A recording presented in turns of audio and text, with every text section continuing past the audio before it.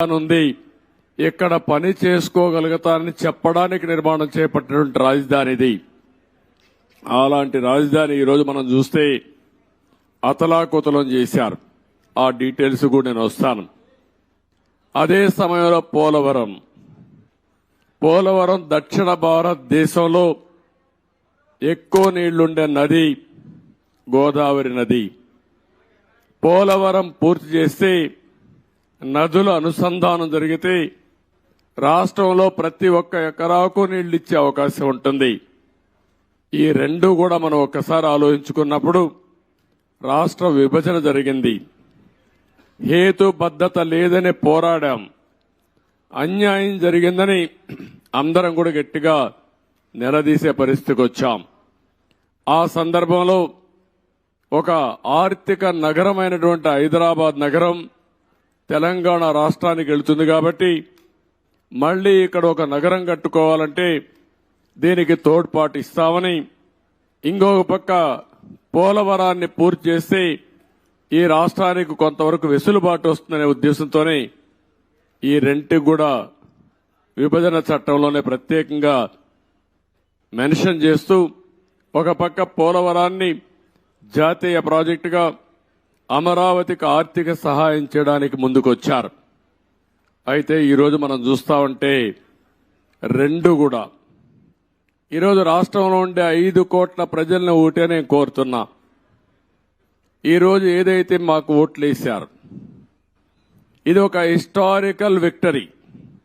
చరిత్రలో నేను 45 సంవత్సరాలుగా చూశాను కానీ ఆంధ్రప్రదేశ్ రాష్ట్రం ఏర్పడిన తర్వాత భారతదేశ చరిత్రలో కూడా ఇంత పెద్ద విక్టరీ ఎప్పుడూ రాలేదు. ఒక్క మాటలో చెప్పాలంటే వన్ సైడెడ్ గా ఇలాంటి ముఖ్యమంత్రి పనికి రాడు, ఇతను అవసరం లేదని తీర్పిచ్చి బ్రహ్మాండంగా ప్రజలు ముందుకు వచ్చారు. 95,000 మెజారిటీ ఒక నియోజకవర్గంలో 11 సీట్లు కూడా రాలా వీళ్లకు. అంటే దీన్ని బట్టి అర్థమవుతుంది ప్రజలు ఎంత వ్యతిరేకంగా ఉన్నారో. దుష్ట పరిపాలన అనడానికి దీనికంటే వేరే తార్కాణం అవసరం లేదు. కానీ మమ్మల్ని గెలిపించారు. అంతటితోనే రాష్ట్రంలో ఉండే ప్రజల యొక్క బాధ్యత అయిపోలేదు. ఆ విషయం నేను గుర్తు చేయదలుచుకున్నాను. అనునిత్యం మీరు ఆలోచించాల్సిన అవసరం ఉంది. రాజకీయాలకు పనికిరాని వ్యక్తి, ముఖ్యమంత్రికి అర్హత లేని వ్యక్తి ఆ పదవి వస్తే ఏం చేస్తాడో 5 సంవత్సరాలు మనం చూశాం. ఈరోజు పోలవరం గాని అమరావతి గాని వ్యక్తిగత సంపద కాదు. ఏ ఒక్క వ్యక్తికో, ఏ ఒక్క వర్గానికో, ఏ ఒక్క ప్రాంతానికో పరిమితమైంది కాదు. కానీ ఇది ఒక సంపద కేంద్రం. ఒక సంపద సృష్టిస్తే అది సమాజానికి పనికొస్తుంది. అదే సమయంలో వ్యక్తులు బాగుపడతారు. ప్రభుత్వానికి ఆదాయం పెరుగుతుంది. ప్రభుత్వ ఆదాయం పెరిగితే సంక్షేమ కార్యక్రమాలు చేసేందుకు అవకాశం ఉంటుంది. అదే మరి ప్రజలందరినీ సాధికార వైపు ముందుకు తీసుకుపోయే అవకాశం ఉంటుంది. రెండోది పోలవరం గాని పూర్తి చేసుంటే అది కూడా గవర్నమెంట్ డబ్బులు, అవి సెంట్రల్ గవర్నమెంట్ డబ్బులు.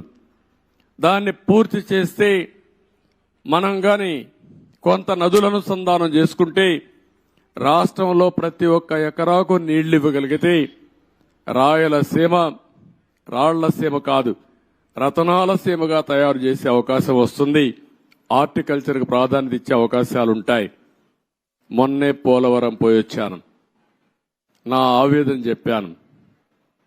కొన్ని వందల సార్లు వర్చువల్ రివ్యూ చేశాను. ఇంకొక పక్క నేరుగా ఫిజికల్ గా 40, 42, 31 సార్లు వెళ్ళాను. కానీ ఈరోజు పోలవరాన్ని గోదావరిలో కలిపేసే పరిస్థితికి వచ్చారు. ఈరోజు ఏం చేయాలని అర్థం కాని పరిస్థితి. ఏం చేయాలన్న 4-5 సంవత్సరాలు ఖర్చులు కూడా డబుల్ అయిపోయే పరిస్థితికి వచ్చింది. ఒక వ్యక్తి యొక్క మూర్ఖత్వం వల్ల, ఒక పోలవరం వల్ల రాష్ట్రానికి ఒక వరంగా ఉండవలసిన పోలవరం ఈరోజు ఒక శాపంగా మారిపోయే పరిస్థితి వచ్చింది. అది నేను మొన్నే మాట్లాడాను, మళ్లీ నేను మాట్లాడతాను. ఈరోజు అమరావతికి వస్తే మొట్టమొదటిసారిగా మీరు చూశారు. నేను నేరుగా ప్రజా వేదిక దగ్గర వెళ్ళాను. ఎవరైనా ముఖ్యమంత్రి అయితే జరిగేదంతా కూడా ఒక మంచి కార్యక్రమంతో ప్రజల్ని మెప్పు తెచ్చుకోవడం కోసం పనిచేస్తారు. ప్రజా వేదిక కూల్చి అక్కడి నుంచి పరిపాలన ప్రారంభించాడు. అక్కడి నుంచి నేను నేరుగా వచ్చాను. ఏదైతే ఆనాడు ప్రధానమంత్రి నరేంద్ర మోడీ గారు అమరావతికి ఫౌండేషన్ వేశారు, అక్కడ మీరు చూస్తే ఒక బాధ, ఆవేదన. 1631 రోజులు మీరు ఆందోళన చేయడం ఒక ఎత్తైతే, ఈ రాజధాని ప్రారంభించినప్పుడు రాష్ట్రంలో ఉండే ప్రతి ఒక్క గ్రామం, ప్రతి ఒక్క వార్డు నుంచి పవిత్రమైన మట్టిని, పవిత్రమైన జలాల్ని, అక్కడుండే దేవాలయాలు గాని, మసీదులు గాని, చర్చిలు గాని, ప్రార్థనాలయాల్లో ప్రార్థనలు చేసి అందరి దేవుళ్ళ యొక్క ఆశీర్వాదాలు తీసుకొని పవిత్రమైన మట్టిని ఇక్కడికి తీసుకొచ్చారు. దేశంలో ఉండే అన్ని దేవాలయాలు, ప్రపంచంలో ఉండే అన్ని ప్రార్థనాలయాలు, అన్ని దిక్కల్లా ప్రార్థనలు చేశాం. దేశంలో ఉండే స్వాతంత్ర సమరయోధులు త్యాగమూర్తుల గ్రామం నుంచి కూడా పవిత్రమైన మట్టిని, పవిత్రమైన జలాలు తీసుకొచ్చాం. సాక్షాత్తు ప్రధానమంత్రి గారు పార్లమెంటు దగ్గర మట్టిని, పార్లమెంటు సాక్షిగా సంఘీభావాన్ని తెలియజేయడానికి యమునా జలాలు తీసుకొచ్చి వారు కూడా సంఘీభావాన్ని తెలియజేశారు. నాకు అనిపిస్తుంది ఆ మహిమే ఈ రోజు మనల్ని కాపాడిందని. నాకు అనుమానం లేదు. ఇక్కడ ఒక పవిత్రమైన ప్రాంతంగా తయారైంది. తాత్కాలికంగా కొంతమంది ఈ ప్రాంతాన్ని అతలాకుతలం చేయాలనుకున్న ఈ స్థల మహత్యం వల్ల మళ్లీ తిరిగి నిలబెట్టుకోగలిగాం. అదే నాకు అనిపిస్తుంది. అక్కడ చూసినప్పుడు నేను మొట్టమొదటిసారిగా ఎక్కడైతే ఆ పవిత్ర మట్టిని కూడా ఇంకా పవిత్రంగా పెట్టాం, ఇక్కడుండే రైతులు కాపాడారు. ఇంకో పక్కన అక్కడ నమూనా కూడా నేను చూశాను. ఇక్కడుండే అల్లరి మూక ఆ నమూనాను కూడా దెబ్బతీసే పరిస్థితికి వచ్చారు. అక్కడనే యజ్ఞశాలకు వెళ్ళాను. ఆ రోజు యజ్ఞం చేసి మనం ఇచ్చేస్తే 1631 రోజులుగా ఇక్కడుండే మహిళలు మళ్లీ యజ్ఞం చేస్తూనే ఆ మహిమను కాపాడారంటే ఆ మహిళలకు మనస్ఫూర్తిగా ధన్యవాదాలు, మనస్ఫూర్తిగా అభినందనలు. అలాంటి త్యాగం చేశారు. అక్కడి నుంచి నేరుగా ఒక్కసారి బిల్డింగుల దగ్గరికి వెళ్ళాను. 5 సంవత్సరాలు ఎక్కడ వేసిన మట్టి అక్కడే ఉంది. వీలైతే వీళ్ళు చేసిన పని విధ్వంసం చేశారు. ఇక్కడుండే పైపులు దొంగిలించకపోయారు, ఇసుక దొంగిలించకపోయారు, కడాన రోడ్లేస్తే మెటలు కూడా దోవకపోయారు. ఇది ఏ విధంగా అభివర్ణించాలో నాకైతే అర్థం కావడం లేదు. ఒక్క బిల్డింగ్ కూడా ముట్టుకోలేదు. ఒక్క రాజధానికి మనం ఆ రోజు కట్టినటువంటి అసెంబ్లీ బిల్డింగ్స్ ఉన్నాయి, పక్కనే సెక్రటరియట్ బిల్డింగ్స్ ఉన్నాయి, ఇంకో పక్క అమరావతి హైకోర్టు బిల్డింగ్లు కట్టాం. ఆ హైకోర్టు కూడా డిస్ట్రిక్ట్ కోర్టు కోసం కట్టిన బిల్డింగు, అవి మాత్రం మిగిలే పరిస్థితికి వచ్చాయి.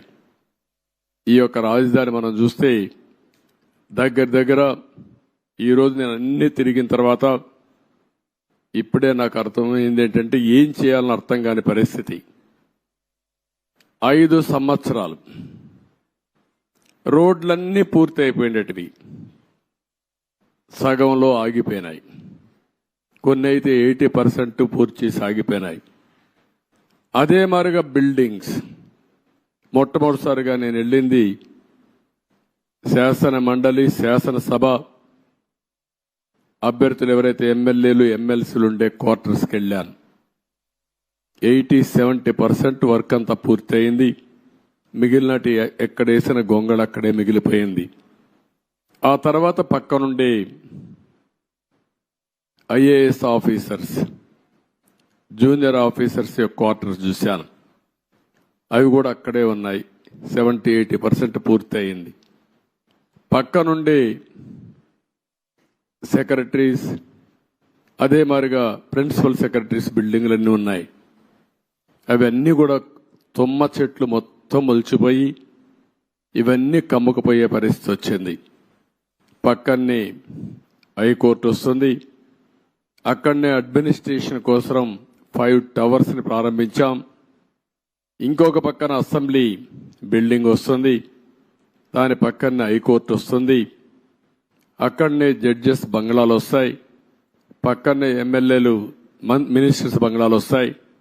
దాని తర్వాత గెజిటెడ్ ఆఫీసర్స్ 1 కానీ 2 కానీ నాన్ గెజిటెడ్ ఆఫీసర్స్ యొక్క క్వార్టర్స్ వస్తాయి. ఇవన్నీ కూడా ఎక్కడికక్కడ నిలిచిపోయినాయి. రోడ్లు కూడా అధ్వానంగా ఉన్నాయి. చాలా బాధాకరమైన సిచ్యువేషన్.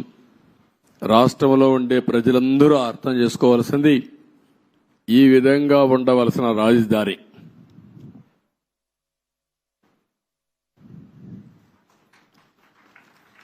మనం ఆ రోజు ప్లాన్ చేసింది. నేను మళ్ళీ ఒక వైట్ పేపర్ ఒకటి రిలీజ్ చేస్తాం. అందులో డీటెయిల్స్ అన్ని పెడతాం. ఈరోజు నేను ఫస్ట్ టైం వచ్చింది రాజధానిని చూడడానికి వచ్చాను. ఎక్కడున్నామో అధ్యయనం చేయడానికి వచ్చా. భవిష్యత్తులో ఏం చేయాలనో ఇక్కడ అమరావతిలో ఉండే రైతులే కాకుండా రాష్ట్రంలో ఉండే ప్రతి ఒక్కరూ సజెషన్స్ ఇచ్చే విధంగా ముందుకు పోవాల్సిన అవసరం ఉంది. తొందరలోనే ఒక వైట్ పేపర్ కూడా పబ్లిసైజ్ చేస్తాం. ఒక వైట్ పేపర్ పబ్లిసైజ్ చేసి ప్రజల అందరూ కూడా చర్చించుకోవాల్సిన అవసరం ఉంది.